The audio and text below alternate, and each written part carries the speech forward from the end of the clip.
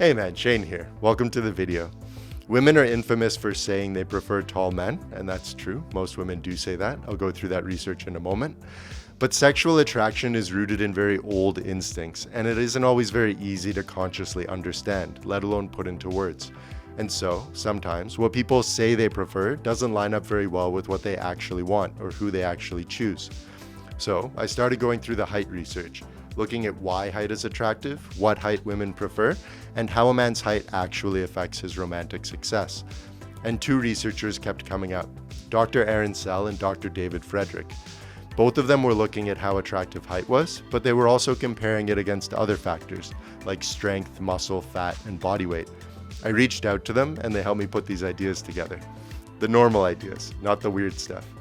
And then I surveyed 700 men and women myself, asking the women what they preferred, sometimes in sneaky ways, and asking the men how tall they were, and then cross-referencing their height against how romantically successful they said they were. Let's start at the beginning. If you ask a woman what her dream man looks like, she'll stereotypically describe him as being tall, dark, and handsome. The tall part represents more than just height, but if you ask her what she means, she'll probably answer in the way you expect, giving you a literal answer, saying she wants a guy who's taller than her, and maybe also a guy who's taller than other men. The average man is about 5'7", but if we focus on just the English-speaking world, that rises to more like 5'9.5", with a standard deviation of a couple of inches. That gives us a bell curve like this, where 68% of guys are between 5'7" and 6 feet tall. All of the heights in that range are super common, and all of them are taller than the average woman, who's only about 5'3.5". We'll call that normal height. If you're 5'6" or under, you're probably still taller than most women, but you're in the shorter 20% of men, so we'll call that short. If you're 6 feet or taller, you're in the top 15%, and we'll call that tall. That's how it's done in most studies, and it also lines up well with how most people see things. So, when a woman says she likes tall guys, she's usually talking about a guy who's at least 6 feet tall, and some women might say they prefer another standard deviation on top of that, maybe 6'2" or 6'3". You might even hear a woman say she prefers a guy who's 6'5", even if she's never seen a guy that tall in real life.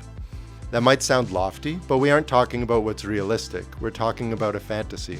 Sort of like how if I asked an ambitious young man how much money he'd like to earn, he might say $1 million a year. That's probably directionally correct, in the sense that he'd genuinely like to earn more money, but maybe once he gets to 6 figures, he realizes he's happy, and changing over to a higher paying job he doesn't like as much wouldn't be worth it. Maybe he'd rather be a decently wealthy artist than an extremely wealthy banker. It also goes deeper than that. It isn't the money that matters, it's having access to the resources he needs. Money is an abstraction. It's a token that can be exchanged for food, shelter, security, status, and other goods. If you were the chief of a tribe and you had an abundance of all of those things without having any money at all, that would be just as good. That means when looking at these things, we need to go beneath the surface to see what they actually represent and how much they actually matter.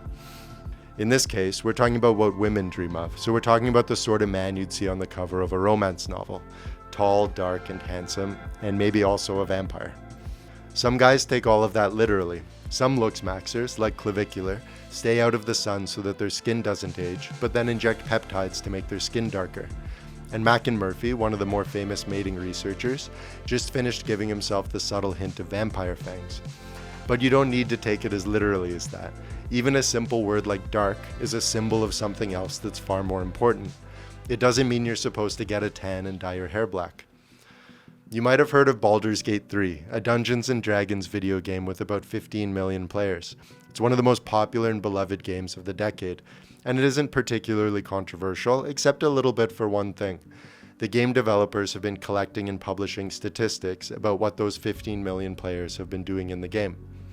It's a role-playing game, so the idea is to spend a few hours carefully building a character, and then you get to roleplay as that character, fighting, romancing, and making a bunch of difficult choices. Your first choice is which race to play as. Most guys choose to play as elves, who are tall and athletically built, with the option to be enormously muscular. And then as we work our way down through the popularity of the different races, they become gradually less physically impressive, until we get all the way down to the weak and lowly halfling.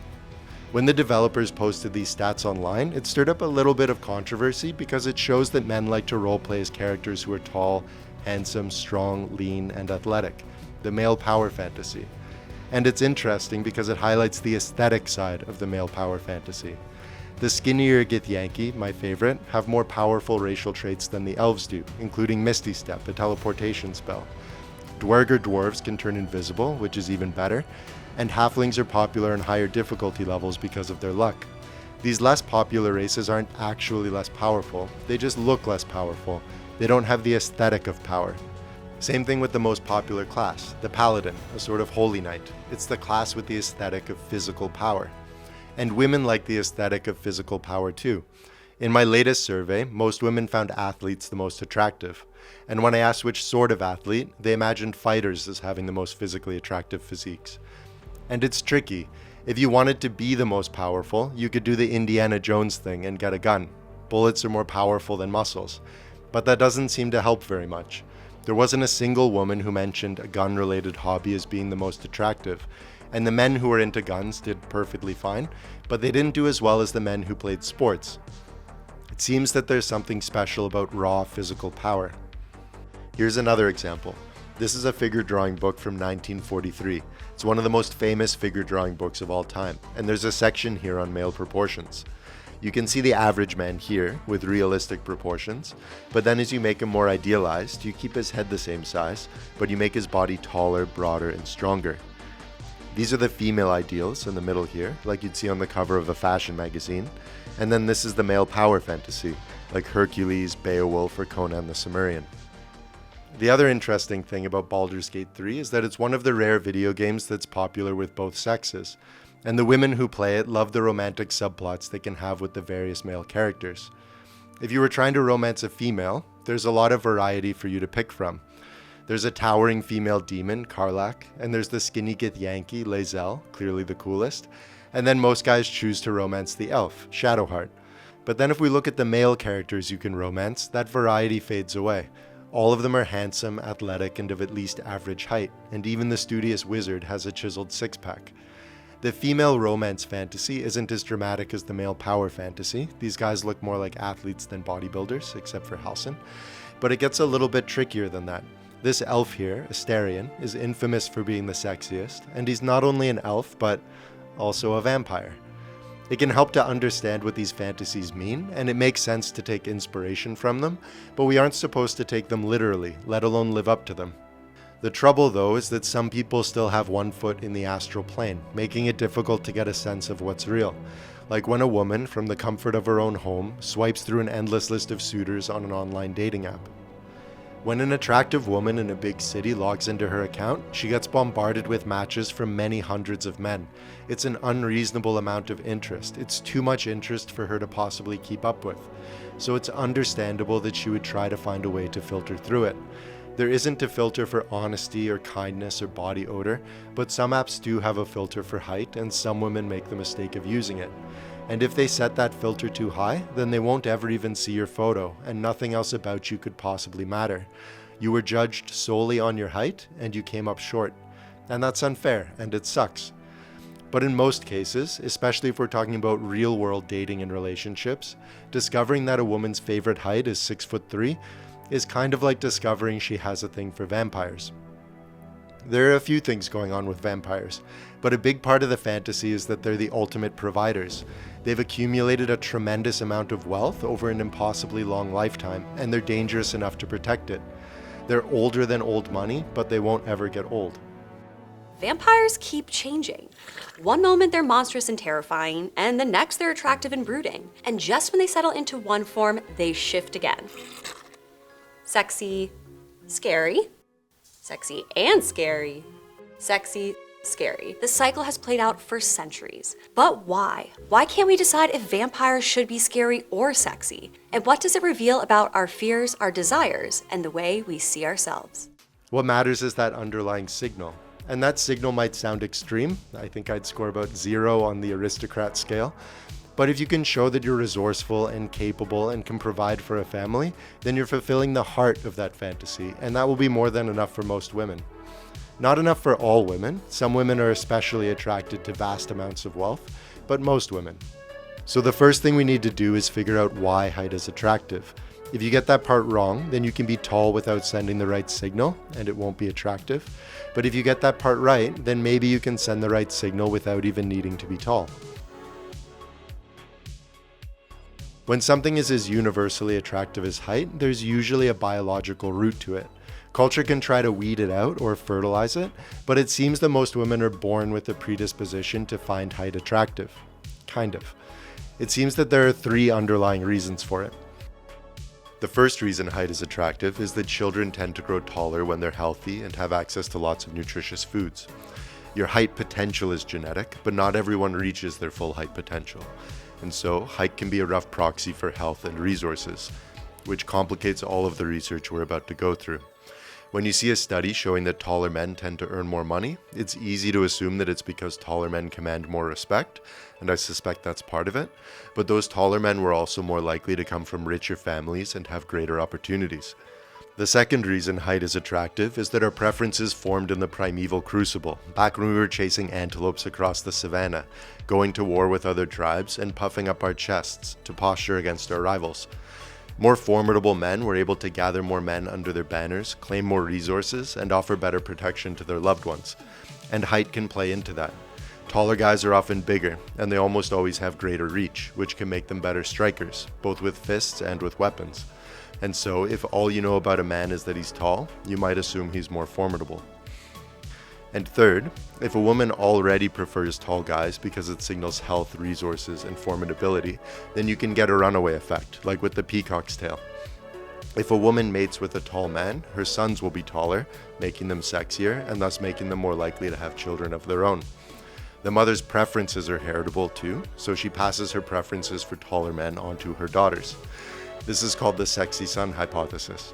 It doesn't have a particularly strong effect, but it does mean that height has a plausible way of being attractive in and of itself, without signaling anything else. And then there are also the problems with height. First, it's expensive. You need to feed it a lot of food forever.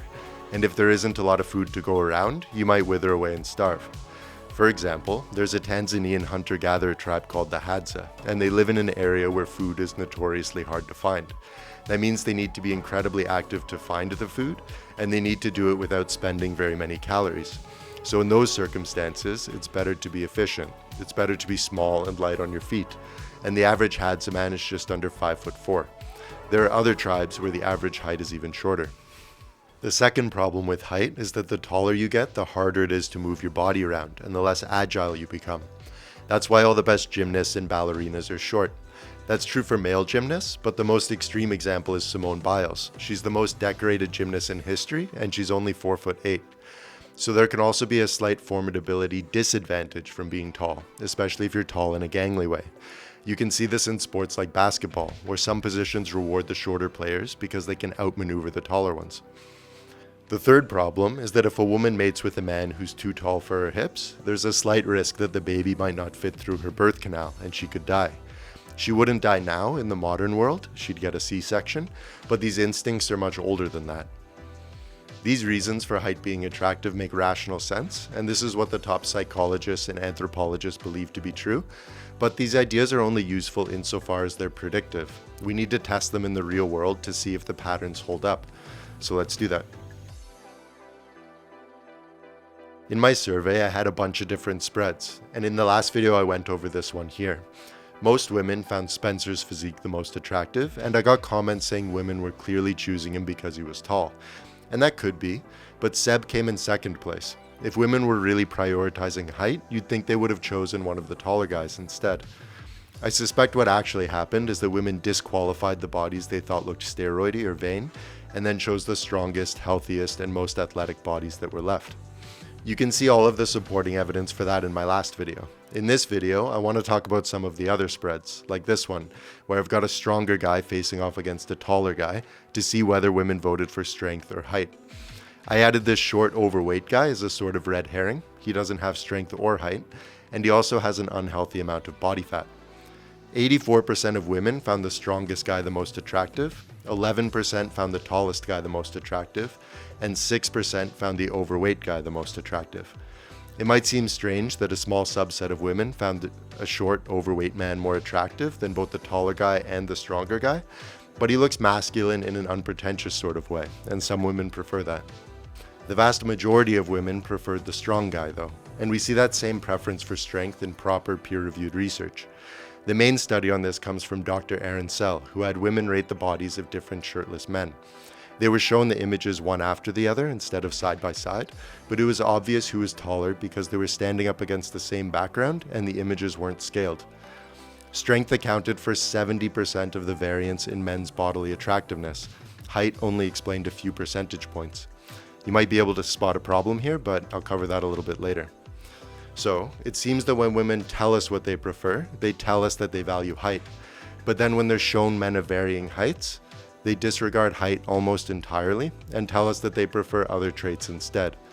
Being tall is still good, and taller guys do have an advantage, but as soon as other variables are changing, like strength, steroidiness, health, and vanity, then it usually stops being a deciding factor. The trouble is that we're still talking about what women say they prefer. They're still just rating photos. It could be that in the real world, when they've got a bunch of men actually standing in front of them, they do choose to date the taller guys. That brings us to the next type of research. One of the best ways to see what women prefer in the real world is to look at speed dating data. For example, in this study, the researchers analyzed the data from 11,000 people who signed up to go on real dates using a real speed dating service called HurryDate.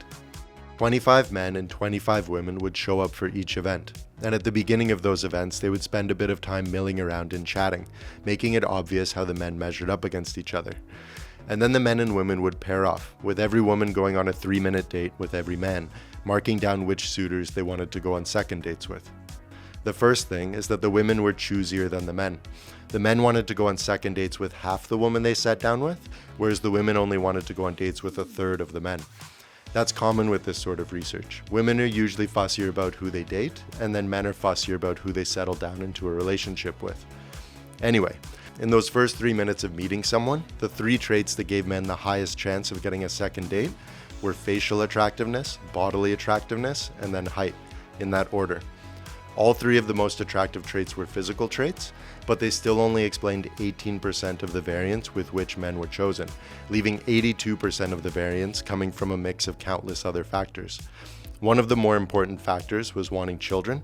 Another was having what women considered to be a good personality. Keep in mind though that a woman's idea of a good personality might not be what you think it is. Same thing goes for the face and the body. Women aren't looking for quite the same things as men are. There's another interesting bit of data here too. The women filled out a questionnaire before the speed dating event, before seeing the guys, and on that questionnaire, most of them said they preferred men above a certain height. But then when it came time to choose who they actually wanted to go on a second date with, they said yes to 32% of men who met their height requirement and 25% of men who were too short. That doesn't mean the women were lying about their preferences. They probably do prefer tallness, or at least what that tallness signals, and that preference did show up. They were 7% more likely to choose a man they thought was tall enough. It's just that it usually gets overshadowed by everything else. For a similar example, most men say they like healthfully thin women with a BMI of 19 to 23, and that's what they pick from photo lineups.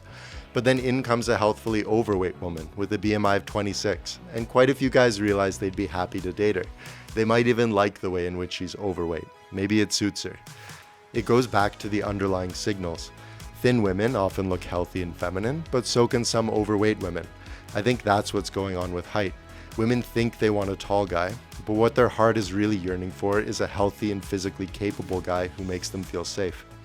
Well, the Do issue. you like men to be hunters, providers, protectors? I don't really care about them being hunters. Really? Well, how are they going to get all these things to help you and protect you? In this economy, I'd prefer them just to be like physically capable. We're still talking about what women choose though, and that's important, but let's look at the male side of it, seeing which sorts of men have the greatest romantic success. There are a few different metrics we can look at. Let's start with the worst one. We're in the realm of mating research, so success is often measured by mating success, how many sexual partners and children a man has.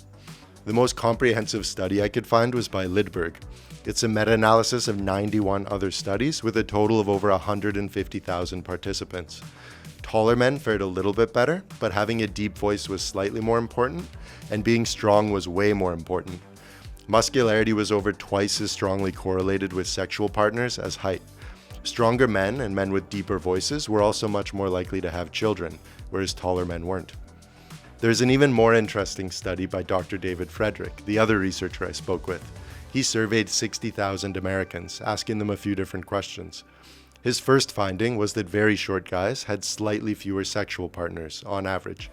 Most height brackets had 11 or 12 sexual partners, whereas guys who were under 5'5" had only 9. Guys who were very obese fared worse, and then skinny guys had the fewest sexual partners of all. But trying to gauge attractiveness by looking at number of sexual partners is a mess for all kinds of reasons, as I explained in this video. For example, in my survey, guys with more creative hobbies had twice as many sexual partners as the average man, while also being significantly less satisfied with their love lives. So we need to look at other metrics. If we look at how height affects relationship status, we see a similar disparity. Guys who are 5'4" or shorter were 7% more likely to be single than guys who are over 6'1". The shortest women were also more likely to be single. An important thing to remember is that height isn't just height. A rough childhood can make people shorter, and so the very shortest people also tended to have other disadvantages, such as being less educated. If you're short but you have a good education, you'd expect to fare quite a bit better. As a man, anyway. The more educated women were less likely to be in a relationship.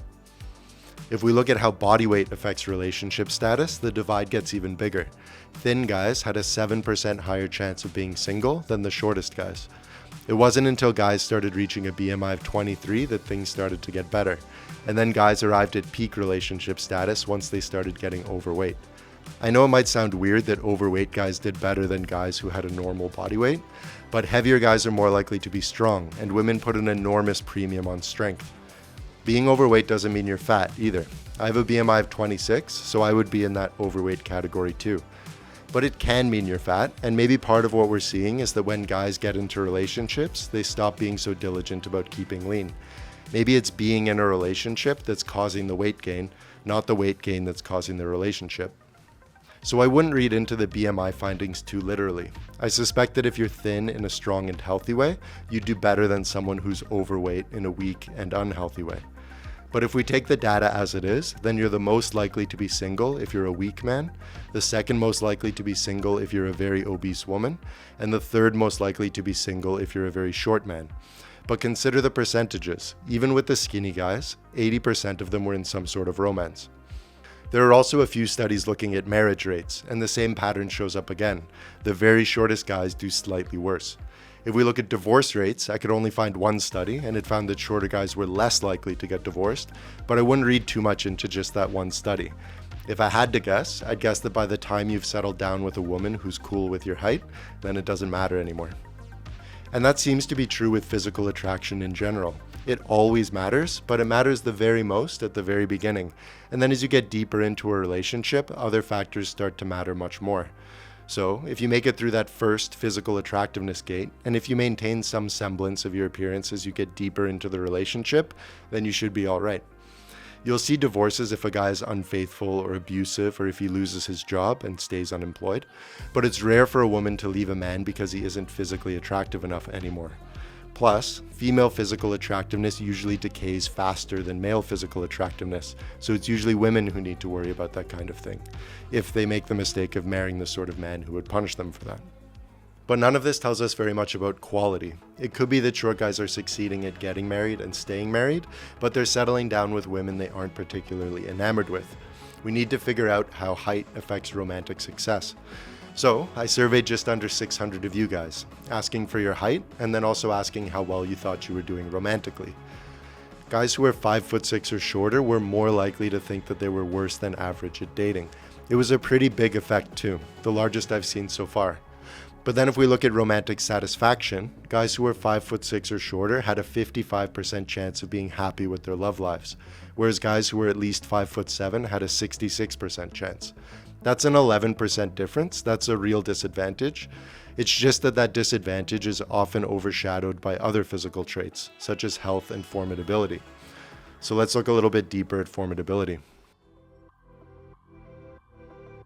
I think when a woman says she's attracted to men who are tall, dark, and handsome, what that means is that she's attracted to formidability, health, masculinity, and the ability to gain resources. If we look at height specifically, I think the main thing it's signaling is formidability.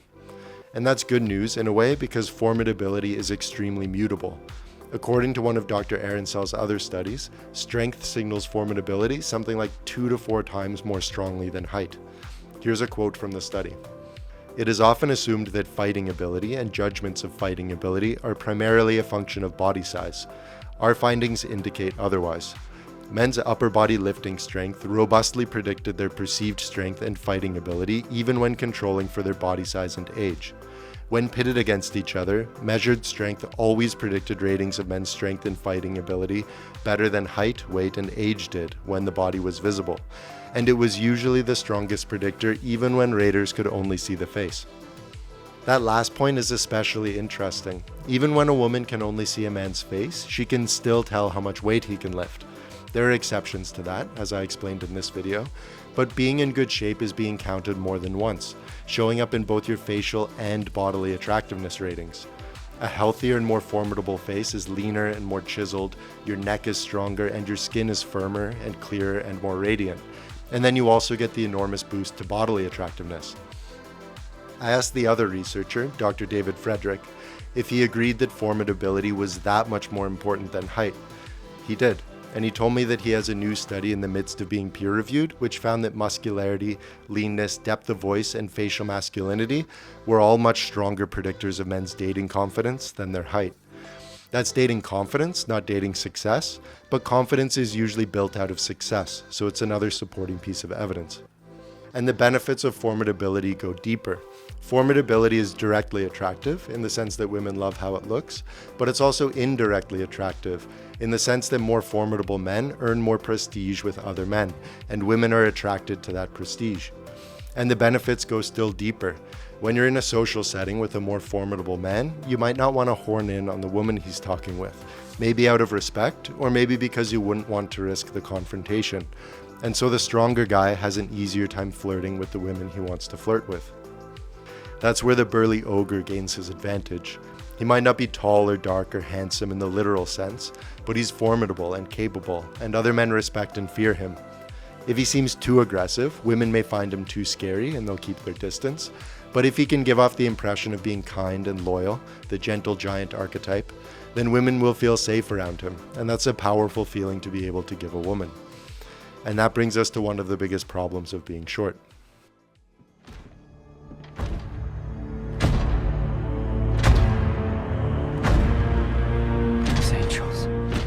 If you were designing a man to be as formidable as possible, you'd take the Warhammer 40k approach. You'd make him 7 feet tall and give him a wide frame and fill that frame with muscle. This is the Mike Israetel and clavicular sort of mindset. The idea that natural limitations should be overcome by any means necessary, without limit, forever, even if it cuts your lifespan in half. If you're a 5'4" guy and you get noticeably stronger than the average man, that isn't good enough because there's a 5'9" guy at the gym who got even stronger. And if you somehow managed to mog that guy, that still wouldn't be good enough because Arnold Schwarzenegger is 6'2" and even stronger. And if you're Arnold Schwarzenegger, you'd think that would be enough. It depends on how deep the rot goes. Unfortunately, Arnold Schwarzenegger has an interview where he admits that even at his very biggest and leanest, when he was winning the Olympia over and over again with the most famously muscular physique in the world, he still thought he looked bad. There's no bottom to the rot. And if you're competing against other men, especially on social media, I still hate it, but I also understand it. There's an advantage to going too far. Part of the reason Clavicular and Mike Israetel are so famous is because their body dysmorphia is driving them to do such extreme things. It's like how you can't turn your eyes away from a car that's about to crash. But these guys aren't sex icons with women. They're famous enough that they'll have some success with women, for sure, but that underlying fame is coming from a male audience. This is where a lot of guys get confused. We apply the male gaze to our physiques, thinking that being taller and stronger and leaner and more masculine is better, sometimes without limit. But that isn't how the female gaze works. In the eyes of most women, masculinity is better than hypermasculinity, a strong physique is better than a steroidy one, and there's a huge premium on signaling good health, both physically and mentally. And part of signaling good mental health is striving to improve, but without being consumed by insecurity or being led down dark alleyways by drug-addled influencers. Some of those influencers get away with it because they're leading the way, and being a leader is attractive. But if you're following someone down a bad path, you're getting the worst of both. Bear with me for a second.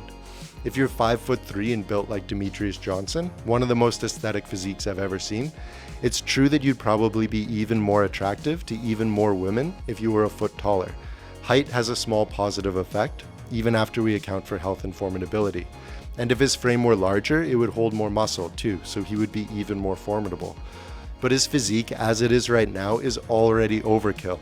He's already riding through the physique attractiveness gate atop a steed made of bonus points. And it seems to have borne out well for him. At a glance, it looks like he's been married for 13 years and has 3 kids. I realize that celebrities don't make for the most realistic examples. Demetrius is 2 standard deviations shorter than average, while having 10 standard deviations more prestige and more formidability.